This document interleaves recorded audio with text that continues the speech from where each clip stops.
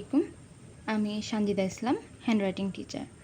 Learn প্লাসের পক্ষ থেকে সবাইকে স্বাগতম। আশা করছি প্রত্যেকেই খুব ভালো আছেন। আজকে আমি ব্যঞ্জনবর্ণকে ইয় পর্যন্ত শেখাবো।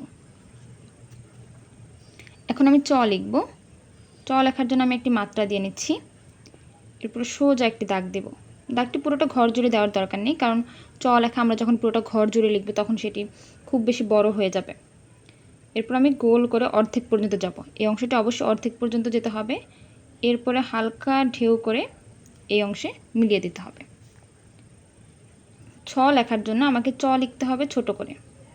খেয়াল করে দেখুন, আমি চ লিখেছি ঘরের অর্ধেকের থেকে কিছুটা ছোট করে। এরপর ঠিক আমি যেখানটায় যে ঢেউ অংশ দিয়েছি ডান দিকে, সেখানটাকে সামনের দিকে ঢেউ করে এই পর্যন্ত আসব। চয়ের সমান আসব। এরপর একটি অংশ এভাবে নিচে নামিয়ে দেব। তাহলে আমাদের ছ লেখা হয়ে যায়। এরপর বর্গীয় জ লেখার জন্য আমি মাত্রা দিয়ে নিচ্ছি। উও লেখার সময় যে ঢেউটা আমরা ব্যবহার করেছিলাম, বর্গীয় জ লেখার সময় সেই ঢেউটা হবে। দেখুন, বাম দিকে একটা ঢেউ দিয়ে আমি এভাবে একটা অংশ দিচ্ছি। কখনই এই দাগটি সোজা হবে না, বাম দিকে এভাবে ঢেউ হয়ে ডানে আসবে। এরপর এইখান থেকে গোল হয়ে সোজা উঠে যাবে।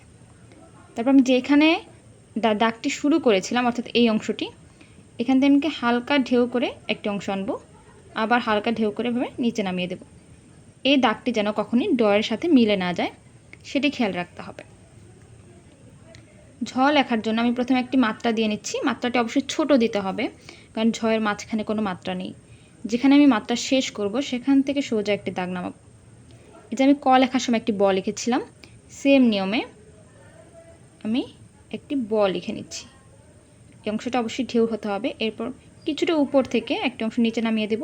এরপরে সোজা একটি অংশ। আমরা স্বরবর্ণ লেখার সময় রি লিখেছিলাম, অনেকটা রি এর মতো। এরপরে মাত্রা দিয়ে নিচ্ছি, অর্থাৎ মাঝখানে কোনো দাগ থাকবে না, মাঝখানটা ফাঁকা থাকবে। আর এই বর থেকে এই পরের দাগটি ছোট হবে, এটা অবশ্যই খেয়াল রাখতে হবে। ইও লেখার জন্য আমাকে প্রথমে যেটি করতে হবে, একটি বিন্দু দিয়ে উপরে দাগকে টাচ করে সোজা নামাতে হবে। এরপর আমি আবারও উপরে উঠে ঢেউ দিয়ে উপরের দিকে উঠিয়ে দেব।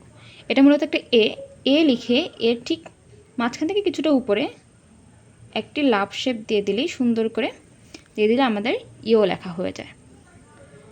তাহলে এভাবে আমরা খুব সহজেই ব্যঞ্জনবর্ণ ক থেকে ইয় ট্রাই করলে খুব সহজেই শিখতে পারবো। তাহলে আজকে এই পর্যন্তই। সকলে ভালো থাকবেন। আসসালামু আলাইকুম।